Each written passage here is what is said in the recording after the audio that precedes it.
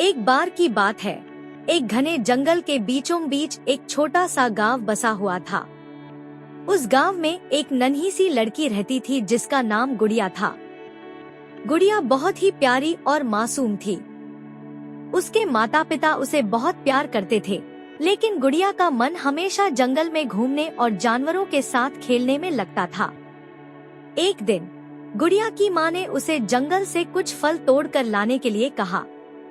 गुड़िया खुशी खुशी जंगल की ओर चल पड़ी। चलते चलते वह गहरी जंगल में पहुंच गई। वहां उसने बहुत सारे रंग बिरंगे फूल, बड़े बड़े पेड़ और हरे भरे पौधे देखे। गुड़िया उन सभी चीजों को देखकर बहुत खुश हो रही थी। इसी दौरान उसे एक सुंदर तितली दिखाई दी। तितली इतनी सुंदर थी कि गुड़िया उसके पीछे पीछे चलने लगी। तितली उसे और गहरे जंगल में ले गई। थोड़ी देर बाद तितली एक बड़े पेड़ के पास जाकर बैठ गई। गुड़िया भी वहां पहुंच गई। तभी अचानक वह पेड़ बोल पड़ा, नन्ही गुड़िया, तुम यहाँ क्यों आई हो? गुड़िया हैरान हो गई। उसने कभी नहीं सुना था कि पेड़ भी बोल सकते हैं। उसने डरते हुए कहा, मैं जंगल से फल तोड़ने आई हूँ, लेकिन रास्ता भूल गई हूँ। पेड़ ने मुस्कुराते हुए कहा, डरो मत, मैं तुम्हारी मदद करूँगा।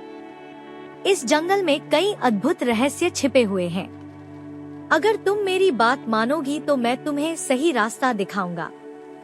गुड़िया ने सहमति में सिर हिलाया। पेड़ ने उसे एक जादुई छड़ी दी और कहा, इस छड़ी को अपने साथ रखो।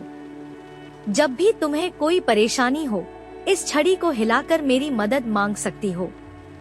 अब चलो, मैं तुम्हें जंगल से बाहर का रास्ता दिखाता हूँ। गुड़िया ने पेड़ का धन्यवाद किया और उसके बताए रास्ते पर चलने लगी। थोड़ी ही देर में वह गांव के पास पहुँच गई, लेकिन तभी उसने देखा कि गांव के लोग बहुत परेशान थे। गांव में एक दैत्य आया था जो सबको परेशान कर रहा था। गुड़िया ने तुरंत अपनी जादुई छड़ी निकाली और उसे हिलाया। जादुई छड़ी से एक तेज रोशनी निकली और उस दैत्य को जंगल में बंद कर दिया। गांव के लोग बहुत खुश हुए और गुड़िया की बहादुरी की तारीफ करने लगे। गुड़िया ने पेड़ को धन्यवाद कहा और खुशी खुशी अपने माता पिता के पास चली गई। उस दिन से गांव में सब लोग खुशी खुशी रहने लगे और गुड़िया की कहानी गांव में हर बच्चे को सुनाई जाने लगी। इस तरह गुड़िया की बहादुरी और समझदारी ने न केवल उसे सुरक्षित घर पहुंचाया, बल्कि पूरे गांव को भी एक बड़े संकट से बचाया।